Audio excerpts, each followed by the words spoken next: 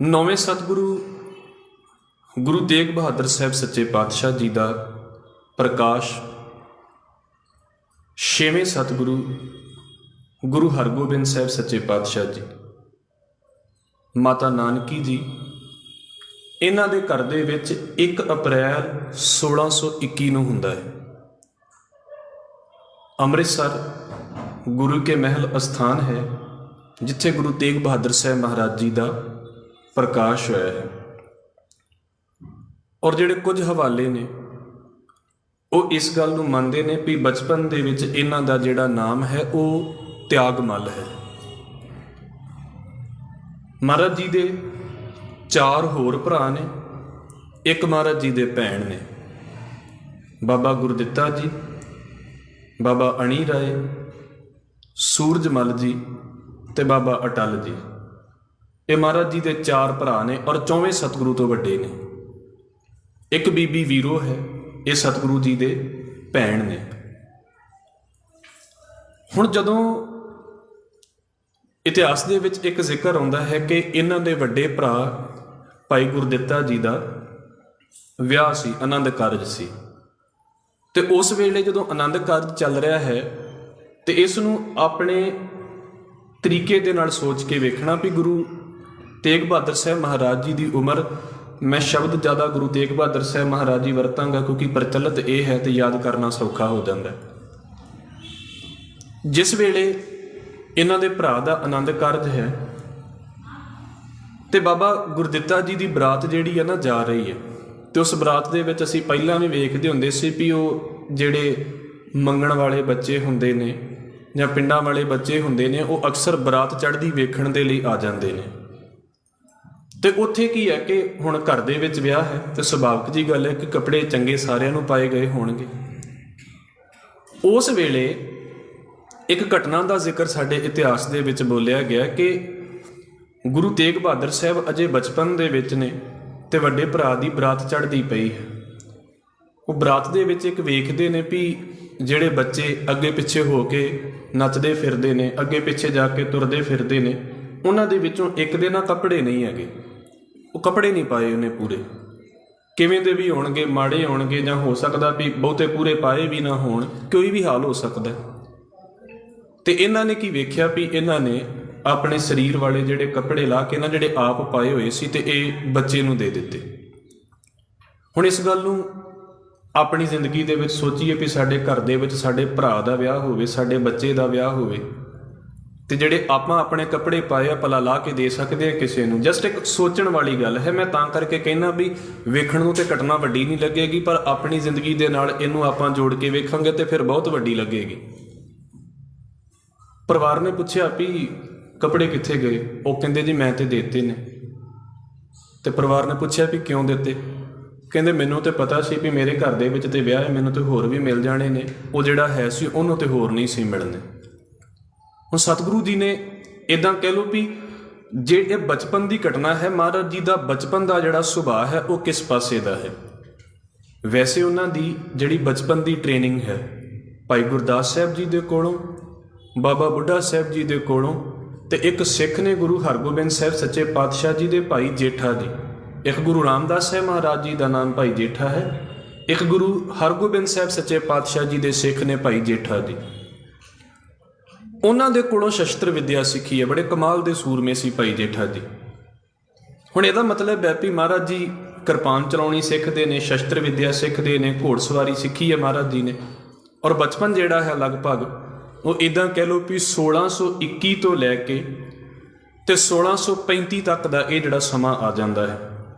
इदां कह लो भी 13-14 साल का समा हो जाता है। जिस वेले बाबा गुरदित्ता जी का आनंद कारज हो रहा सी, उस ही दिन इन्हां दी जिहड़ी कुड़माई है लाल चंद सुभिक्खी जी, उन्हां दी बेटी है बीबी गुजरी, जिन्हों असीं अदब दे नाल माता गुजरी, माता गुजर कौर कहने, उन्हां दे नाल इन्हां दी कुड़माई हुंदी है। कुछ सालों के बाद इन्हां दा आनंद कारज हो जाता है, विआह हो जाता है गुरु तेग बहादुर साहब सच्चे पातशाह जी का माता गुजरी जी दे नाल। इस नाम नूं लगभग असीं जाणदे हाँ, इस नाम तो काफ़ी वाकफ हाँ। ਸਤਿਗੁਰੂ ਗੁਰੂ ਹਰਗੋਬਿੰਦ ਸਾਹਿਬ ਮਹਾਰਾਜ ਜੀ ਨੇ 4 ਜੰਗਾਂ ਕੀਤੀਆਂ ਨੇ ਆਪਣੇ ਜੀਵਨ ਦੇ ਵਿੱਚ। ਔਰ ਜਿਹੜੀ ਕਰਤਾਰਪੁਰ ਦੀ ਚੌਥੀ ਜੰਗ ਹੈ, ਕਰਤਾਰਪੁਰ ਜਲੰਧਰ, ਇੱਥੋਂ ਦੀ ਮਹਾਰਾਜ ਜੀ ਦੀ ਜਿਹੜੀ ਚੌਥੀ ਜੰਗ ਹੈ, ਇਸ ਚੌਥੀ ਜੰਗ ਦੇ ਵਿੱਚ ਲਗਭਗ 1635 ਦੇ ਕਰੀਬ ਇਹ ਜੰਗ ਹੁੰਦੀ ਹੈ ਤੇ ਗੁਰੂ ਤੇਗ ਬਹਾਦਰ ਸਾਹਿਬ ਮਹਾਰਾਜ ਜੀ ਵੀ ਇਸ ਜੰਗ ਦੇ ਮੈਦਾਨ ਦੇ ਵਿੱਚ ਹਿੱਸਾ ਲੈਂਦੇ ਨੇ। ਲਾ ਲਓ ਕਿ 14 ਸਾਲ ਦੀ ਉਮਰ ਹੈ ਸਤਿਗੁਰੂ ਦੀ ਉਸ ਵੇਲੇ, ਕਿਉਂਕਿ 21 ਦੇ ਵਿੱਚ ਪ੍ਰਕਾਸ਼ ਹੁੰਦਾ ਹੈ ਮਹਾਰਾਜ ਜੀ ਦਾ। ਉਹ 14 ਸਾਲ ਦੀ ਉਮਰ ਦੇ ਵਿੱਚ ਮਹਾਰਾਜ ਜਦੋਂ ਜੰਗ ਦੇ ਮੈਦਾਨ ਦੇ ਵਿੱਚ ਜਾ ਕੇ ਕਿਰਪਾਨ ਚਲਾਉਂਦੇ ਨੇ ਨਾ, ਤੇ ਉਸ ਵੇਲੇ ਇਹਨਾਂ ਦੀ ਕਿਰਪਾਨ ਦੇ ਜੌਹਰ ਵੇਖ ਕੇ ਤੇ ਗੁਰੂ ਹਰਗੋਬਿੰਦ ਸਾਹਿਬ ਸੱਚੇ ਪਾਤਸ਼ਾਹ ਜੀ ਨੇ ਇਹਨਾਂ ਨੂੰ ਲਕਬ ਦਿੱਤਾ ਸੀ। ਲਕਬ ਦੇਣ ਦਾ ਮਤਲਬ ਹੁੰਦਾ ਨਾਮ ਦਿੱਤਾ ਸੀ, ਨਾਮ ਬਖਸ਼ਿਆ ਸੀ ਵੀ ਇਹਦਾ ਨਾਮ ਜਿਹੜਾ ਹੈ ਉਹ ਤੇਗ ਬਹਾਦਰ ਹੋਵੇਗਾ। ਤੇਗ ਦਾ ਮਤਲਬ ਵੈਸੇ ਕਿਰਪਾਨ ਹੁੰਦਾ ਹੈ। ਮੈਂ ਬੇਨਤੀ ਕੀਤੀ ਹੈ, ਲਿਖਤਾਂ ਦੇ ਵਿੱਚ ਜ਼ਿਕਰ ਆਉਂਦਾ ਹੈ ਕਿ ਪਹਿਲਾ ਨਾਮ ਤਿਆਗ ਮੱਲ ਸੀ। ਕਰਤਾਰਪੁਰ ਦੀ ਜੰਗ ਦੇ ਵਿੱਚ ਬਹਾਦਰੀ ਵਿਖਾਈ ਸਤਿਗੁਰੂ ਨੇ ਤੇ ਨਾਮ ਤੇਗ ਬਹਾਦਰ ਬਣ ਗਿਆ। ਹੁਣ ਇਸ ਨਾਮ ਦੇ ਨਾਲ ਜਾਣੇ ਜਾਣ ਲੱਗ ਪਏ ਸਤਿਗੁਰੂ। 1635 ਤੋਂ ਲੈ ਕੇ ਤੇ 1644 1644 ਇਹ ਉਹ ਸਾਲ ਹੈ ਜਿਸ ਵੇਲੇ 6ਵੇਂ ਸਤਿਗੁਰੂ ਗੁਰੂ ਹਰਗੋਬਿੰਦ ਸਾਹਿਬ ਸੱਚੇ ਪਾਤਸ਼ਾਹ ਜੀ ਜੋਤੀ ਜੋਤ ਸਮਾ ਜਾਂਦੇ ਨੇ ਤੇ 7ਵੇਂ ਪਾਤਸ਼ਾਹ ਗੁਰੂ ਹਰਿਰਾਏ ਸਾਹਿਬ ਮਹਾਰਾਜ ਜੀ ਗੁਰਤਾ ਗੱਦੀ ਦੇ ਉੱਤੇ ਬਿਰਾਜਮਾਨ ਹੋ ਜਾਂਦੇ ਨੇ। 1644 ਦੀ ਜਿਸ ਵੇਲੇ ਗੁਰੂ ਹਰਗੋਬਿੰਦ ਸਾਹਿਬ ਮਹਾਰਾਜ ਜੀ ਦਾ ਅੰਤਿਮ ਸਾਲ ਹੈ, ਉਸ ਵੇਲੇ ਗੁਰੂ ਹਰਗੋਬਿੰਦ ਸਾਹਿਬ ਸੱਚੇ ਪਾਤਸ਼ਾਹ ਜੀ ਗੁਰੂ ਤੇਗ ਬਹਾਦਰ ਸਾਹਿਬ ਮਹਾਰਾਜ ਜੀ ਨੂੰ 23 ਸਾਲ ਦੀ ਉਮਰ ਹੋ ਗਈ ਹੈ ਲਗਭਗ ਮਹਾਰਾਜ ਜੀ ਦੀ ਉਸ ਵੇਲੇ। ਤੇ ਗੁਰੂ ਹਰਿਰਾਏ ਸਾਹਿਬ ਮਹਾਰਾਜ ਜੀ ਸਤਿਗੁਰੂ ਦੇ ਰਿਸ਼ਤੇ ਦੇ ਵਿੱਚ ਵੈਸੇ ਜਿਹੜੇ ਨੇ ਭਤੀਜੇ ਲੱਗਦੇ ਸੀ। ਬਾਬਾ ਗੁਰਦਿੱਤਾ ਜੀ ਦੇ ਬੇਟੇ ਲੱਗਦੇ ਸੀ ਗੁਰੂ ਹਰਿਰਾਏ ਸਾਹਿਬ ਮਹਾਰਾਜ, ਭਤੀਜੇ ਲੱਗਦੇ ਸੀ। ਇੱਕ ਪੀੜ੍ਹੀ ਛੋਟੀ ਹੈ, ਉਮਰ ਦੇ ਵਿੱਚ ਵੀ ਮਹਾਰਾਜ ਜੀ ਤੋਂ ਛੋਟੇ ਸੀ। 30 ਦੇ ਵਿੱਚ ਉਹਨਾਂ ਦਾ ਜਨਮ ਹੁੰਦਾ। ਮਹਾਰਾਜ ਗੁਰੂ ਹਰਗੋਬਿੰਦ ਸਾਹਿਬ ਮਹਾਰਾਜ ਨੇ ਗੁਰੂ ਤੇਗ ਬਹਾਦਰ ਸਾਹਿਬ ਮਹਾਰਾਜ ਜੀ ਨੂੰ, ਉਹਨਾਂ ਦੀ ਜਿਹੜੀ ਮਾਤਾ ਹੈ ਮਾਤਾ ਨਾਨਕੀ ਜੀ ਨੂੰ, ਇਹਨਾਂ ਦੀ ਜਿਹੜੀ ਪਤਨੀ ਹੈ ਮਾਤਾ ਗੁਜਰੀ ਜੀ ਨੂੰ, ਇਹਨਾਂ ਨੂੰ ਇਹ ਉਪਦੇਸ਼ ਕਰ ਦਿੱਤਾ ਹੈ, ਇਹ ਸੁਨੇਹਾ ਦੇ ਦਿੱਤਾ ਕਿ ਤੁਸੀਂ ਬਾਬਾ ਬਕਾਲਾ ਸਾਹਿਬ ਜਾ ਕੇ ਵਸ ਜਾਣਾ ਹੈ। ਬਾਬਾ ਬਕਾਲਾ ਗੁਰਦੁਆਰਾ ਸਾਹਿਬ ਜਦੋਂ ਤੁਸੀਂ ਬਿਆਸ ਤੋਂ ਜਾਂਦੇ ਜੇ ਤੇ ਬਿਆਸ ਤੋਂ ਬਟਾਲੇ ਵੱਲ ਨੂੰ ਹੋ ਜਾਈਏ ਤੇ ਰਈਏ ਦੇ ਲਾਗੇ ਬਿਲਕੁਲ ਗੁਰਦੁਆਰਾ ਸਾਹਿਬ ਹੈ ਬਾਬਾ ਬਕਾਲਾ ਸਾਹਿਬ। ਗੁਰੂ ਤੇਗ ਬਹਾਦਰ ਸਾਹਿਬ ਸੱਚੇ ਪਾਤਸ਼ਾਹ ਜੀ ਦਾ ਇਹ ਅਸਥਾਨ ਹੈ। ਇਹ ਵੈਸੇ ਗੁਰੂ ਤੇਗ ਬਹਾਦਰ ਸਾਹਿਬ ਮਹਾਰਾਜ ਜੀ ਦੇ ਨਾਨਕੇ ਸੀ ਇਸ ਪਿੰਡ ਦੇ ਵਿੱਚ। ਗੁਰੂ ਤੇਗ ਬਹਾਦਰ ਸਾਹਿਬ ਮਹਾਰਾਜ ਜੀ ਦੇ ਮਾਤਾ ਨਾਨਕੀ ਜੀ ਇੱਥੋਂ ਦੇ ਸੀ। ਸਤਿਗੁਰੂ ਗੁਰੂ ਹਰਗੋਬਿੰਦ ਸਾਹਿਬ ਮਹਾਰਾਜ ਦੇ ਉਪਦੇਸ਼ ਦੇ ਨਾਲ ਇਹ ਜਿਹੜਾ ਪਰਿਵਾਰ ਹੈ ਇਹ ਆ ਕੇ ਬਾਬਾ ਬਕਾਲਾ ਸਾਹਿਬ ਵਸ ਜਾਂਦਾ ਹੈ। 1644 ਦਾ ਇਹ ਸਮਾਂ ਹੈ। ਹੁਣ ਅੱਗੇ ਜਿਹੜੀ ਗੱਲ ਬਣਦੀ ਹੈ, ਮੈਂ ਇਸ ਕਰਕੇ ਬੇਨਤੀ ਕਰਨੀ ਹੈ ਕਿ ਸਾਡੀਆਂ ਲਿਖਤਾਂ ਦੇ ਵਿੱਚ ਕਿਤੇ ਨਾ ਕਿਤੇ ਇਹ ਜ਼ਿਕਰ ਆਉਂਦਾ ਹੈ ਵੀ ਇਹ 1644 1644 ਤੋਂ ਲੈ ਕੇ ਤੇ ਲਗਭਗ ਇਹ ਜਿਹੜਾ 1664 ਦਾ ਸਮਾਂ ਹੈ, ਇਹ 20 ਸਾਲ ਅਗਲੇ ਜਿਹੜੇ ਨੇ। ਇੱਕ ਖਿਆਲ ਪ੍ਰਚਲਿਤ ਹੈ ਵੀ ਸਤਿਗੁਰੂ ਗੁਰੂ ਤੇਗ ਬਹਾਦਰ ਸਾਹਿਬ ਮਹਾਰਾਜ ਜੀ ਕੇਵਲ ਉੱਥੇ ਟਿਕੇ ਰਹੇ, ਬਾਬਾ ਬਕਾਲਾ ਸਾਹਿਬ ਟਿਕੇ ਰਹੇ। ਇਹ ਨਾਮ ਵਾਰ-ਵਾਰ ਆਵੇਗਾ, ਇਸ ਕਰਕੇ ਇਹਨੂੰ ਜ਼ਿਹਨ ਦੇ ਵਿੱਚ ਜ਼ਰੂਰ ਰੱਖਣਾ, ਯਾਦ ਜ਼ਰੂਰ ਰੱਖਣਾ। ਉੱਥੇ ਟਿਕੇ ਰਹੇ ਨੇ। ਪਹਿਲਾਂ ਸਾਡੇ ਕੋਲ ਇੱਦਾਂ ਕਹਿ ਲਈਏ ਵੀ ਇੰਨੀਆਂ ਲਿਖਤਾਂ ਸਾਹਮਣੇ ਨਹੀਂ ਸੀ ਆਈਆਂ, ਪਰ ਹੁਣ ਸਾਡੇ ਸਾਹਮਣੇ ਇਹ ਲਿਖਤਾਂ ਆ ਗਈਆਂ ਵੀ ਮਹਾਰਾਜ ਜੀ ਨੇ ਬਾਬਾ ਬਕਾਲਾ ਸਾਹਿਬ ਵੀ ਸਮਾਂ ਬਤੀਤ ਕੀਤਾ ਹੈ। ਪਰ ਇੱਦਾਂ ਨਹੀਂ ਕਹਿ ਸਕਦੇ ਵੀ ਸਤਿਗੁਰੂ ਉੱਥੋਂ ਬਾਹਰ ਹੀ ਨਹੀਂ ਨਿਕਲੇ। ਸਤਿਗੁਰੂ ਵੱਖਰੇ ਵੱਖਰੇ ਇਲਾਕਿਆਂ ਦੇ ਵਿੱਚ ਪ੍ਰਚਾਰ ਕਰਨ ਦੇ ਲਈ ਵੀ ਜਾਂਦੇ ਰਹੇ। ਉਸ ਤੋਂ ਇੱਕ ਜ਼ਿਕਰ ਆਉਂਦਾ ਹੈ, ਮੈਂ ਆਪ ਜੀ ਦੇ ਅੱਗੇ ਰੱਖਾਂ, ਕਿਉਂਕਿ ਗੁਰੂ ਹਰਿਰਾਏ ਸਾਹਿਬ ਮਹਾਰਾਜ ਜੀ ਗੁਰੂ ਤੇਗ ਬਹਾਦਰ ਸਾਹਿਬ ਮਹਾਰਾਜ ਦੇ ਭਤੀਜੇ ਲੱਗਦੇ ਸੀ ਤੇ ਗੁਰੂ ਤੇਗ ਬਹਾਦਰ ਸਾਹਿਬ ਮਹਾਰਾਜ ਜੀ ਦਾ ਸਤਿਕਾਰ ਬਹੁਤ ਕਰਦੇ ਸੀ, ਰਿਸਪੈਕਟ ਬਹੁਤ ਕਰਦੇ ਸੀ ਇਸ ਪਾਸੇ ਤੋਂ। ਤੇ ਬਾਬੇ ਬਕਾਲੇ ਤੋਂ ਸਤਿਗੁਰੂ ਜੀ ਕੀਰਤਪੁਰ ਸਾਹਿਬ ਅਕਸਰ ਮਿਲਣ ਦੇ ਲਈ ਆ ਜਾਂਦੇ ਸਨ। ਕੀਰਤਪੁਰ ਅਨੰਦਪੁਰ ਸਾਹਿਬ ਦੇ ਲਾਗੇ ਹੈ, ਬਾਬਾ ਬਕਾਲਾ ਸਾਹਿਬ ਜਿਹੜਾ ਹੈ ਉਹ ਜਲੰਧਰ ਦੇ ਲਾਗੇ ਰਈਏ ਦੇ ਲਾਗੇ ਹੈ। ਇੱਥੋਂ ਇੱਕ ਦੂਸਰੇ ਨੂੰ ਮਿਲਣ ਦੇ ਲਈ ਆ ਜਾਂਦੇ ਸੀ। ਦੂਜੀ ਗੱਲ, ਮਾਤਾ ਗੁਜਰ ਕੌਰ ਜੀ ਦੇ ਜਿਹੜੇ ਭਰਾ ਨੇ, ਮਾਤਾ ਗੁਜਰੀ ਜੀ ਦੇ ਭਰਾ ਨੇ ਜਿਹੜੇ ਕਿਰਪਾਲ ਚੰਦ, ਜਿਨ੍ਹਾਂ ਨੂੰ ਬਾਅਦ ਦੇ ਵਿੱਚ ਅਸੀਂ ਮਾਮਾ ਕਿਰਪਾਲ ਚੰਦ ਕਹਿ ਕੇ ਯਾਦ ਕਰਦੇ ਹਾਂ ਇਤਿਹਾਸ ਦੇ ਵਿੱਚ, ਜਿਹੜੇ ਗੁਰੂ ਹਰਗੋਬਿੰਦ ਸਾਹਿਬ ਸੱਚੇ ਪਾਤਸ਼ਾਹ ਜੀ ਦੇ 2200 ਘੋੜਸਵਾਰ ਸੈਨਾ ਸੀ, ਉਹਦੇ ਵਿੱਚੋਂ ਉਹ ਇੱਕ ਸਨ। ਮਤਲਬ ਉਹਨਾਂ ਦੀ ਸੈਨਾ ਦੇ ਵਿੱਚ, ਗੁਰੂ ਹਰਿਰਾਏ ਸਾਹਿਬ ਮਹਾਰਾਜ ਦੀ ਸੈਨਾ ਦੇ ਵਿੱਚ ਉਹ ਸੇਵਾ ਕਰਦੇ ਹੁੰਦੇ ਸੀ। ਸੁਭਾਵਿਕ ਜੀ ਗੱਲ ਹੈ ਵੀ ਕਦੀ ਕਦੀ ਕਿਰਪਾਲ ਚੰਦ ਜਿਹੜੇ ਨੇ ਉਹ ਆਪਣੀ ਭੈਣ ਨੂੰ ਤੇ ਆਪਣੇ ਜੀਜੇ ਗੁਰੂ ਤੇਗ ਬਹਾਦਰ ਸਾਹਿਬ ਮਹਾਰਾਜ ਨੂੰ ਮਿਲਣ ਦੇ ਲਈ ਆ ਜਾਂਦੇ ਸੀ। ਸਤਿਗੁਰੂ ਗੁਰੂ ਤੇਗ ਬਹਾਦਰ ਸਾਹਿਬ ਮਹਾਰਾਜ ਕਦੀ ਉਹ ਕੀਰਤਪੁਰ ਦੇ ਵਿੱਚ ਗੁਰੂ ਹਰਿਰਾਏ ਸਾਹਿਬ ਮਹਾਰਾਜ ਨੂੰ ਮਿਲਣ ਦੇ ਲਈ, ਆਪਣੇ ਇਹਨਾਂ ਰਿਸ਼ਤੇਦਾਰਾਂ ਨੂੰ ਮਿਲਣ ਦੇ ਲਈ ਆ ਜਾਂਦੇ ਸੀ, ਕਿਉਂਕਿ ਪੰਜਾਬ ਦੇ ਵਿੱਚ ਦੋਵੇਂ ਇਲਾਕੇ ਨੇ ਤੇ ਬਹੁਤੇ ਦੂਰ ਵੀ ਨਹੀਂ ਨੇ। ਇੱਕ ਤੇ ਇਹ ਪਾਸਾ ਹੈ।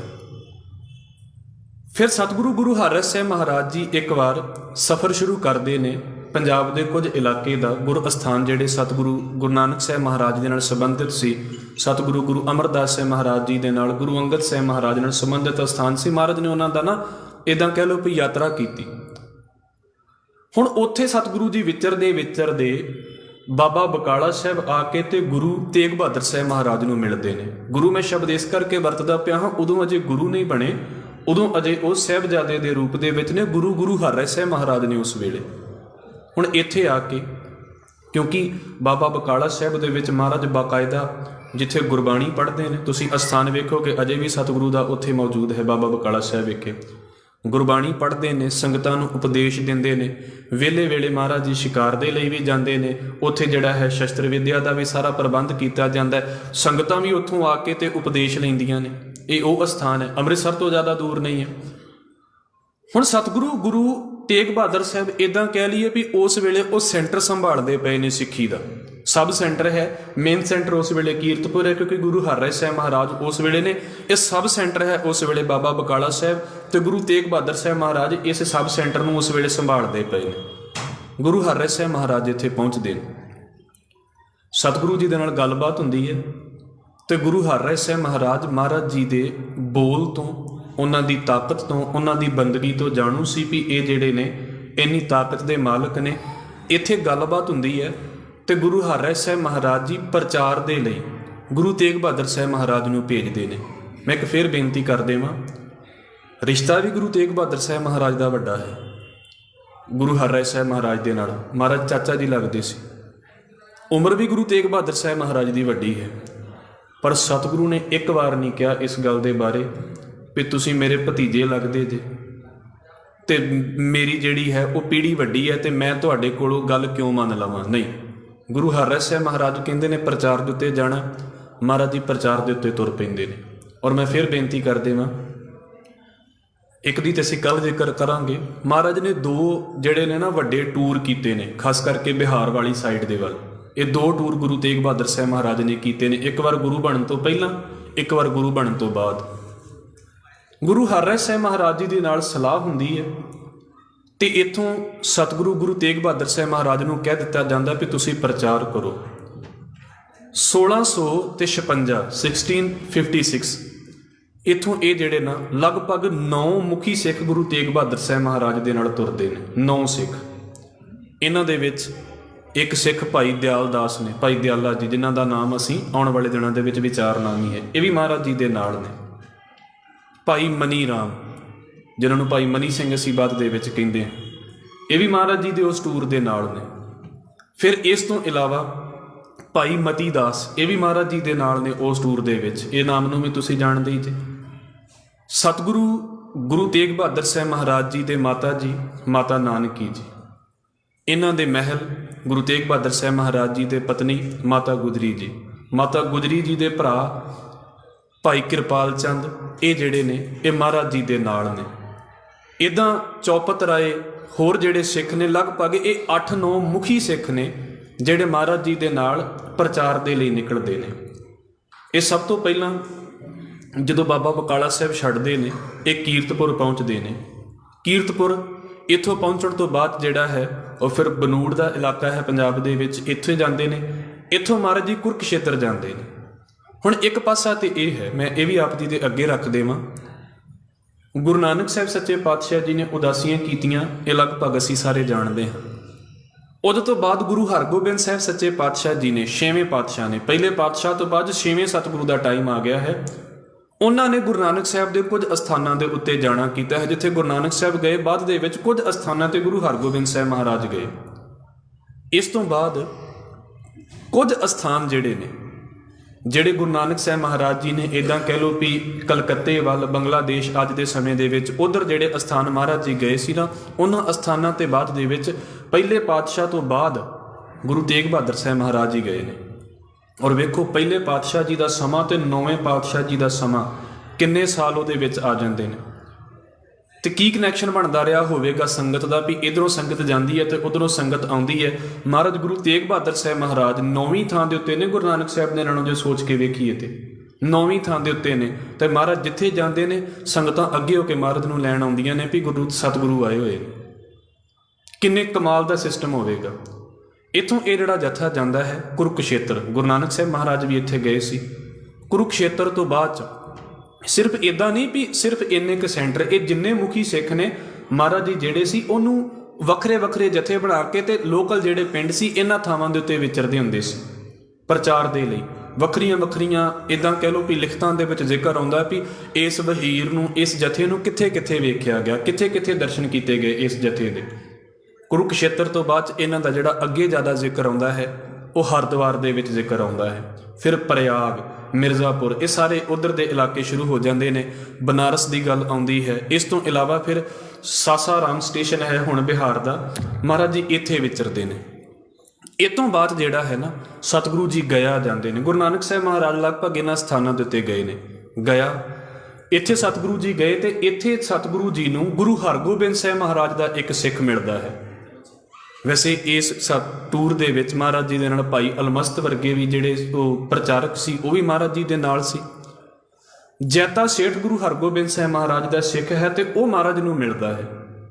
ਗਿਆ ਤੋਂ ਮਹਾਰਾਜ ਨੂੰ ਪਟਨੇ ਲੈ ਕੇ ਆਉਂਦਾ ਹੈ ਇਹ, ਤੇ ਇਹ ਵੀ ਲਿਖਤਾਂ ਦਾ ਹਵਾਲਾ ਹੈ। ਤੁਸੀਂ ਸਾਲਸਰਾਏ ਜੌਹਰੀ ਦਾ ਨਾਮ ਸੁਣਦੇ ਜੇ, ਗੁਰੂ ਨਾਨਕ ਸਾਹਿਬ ਮਹਾਰਾਜ ਵੇਲੇ ਸਿੱਖ ਹੋਇਆ ਸੀ। ਮਹਾਰਾਜ ਜੀ ਗੁਰੂ ਤੇਗ ਬਹਾਦਰ ਸਾਹਿਬ ਮਹਾਰਾਜ ਇਸ ਅਸਥਾਨ ਦੇ ਉੱਤੇ ਆ ਕੇ ਵਿਚਰਦੇ ਨੇ। ਗਿਆ ਜਿਹੜਾ ਹੈ ਇਹਦੇ ਤੋਂ ਸਤਿਗੁਰੂ ਜੀ ਪਟਨਾ ਪਹੁੰਚ ਜਾਂਦੇ ਨੇ।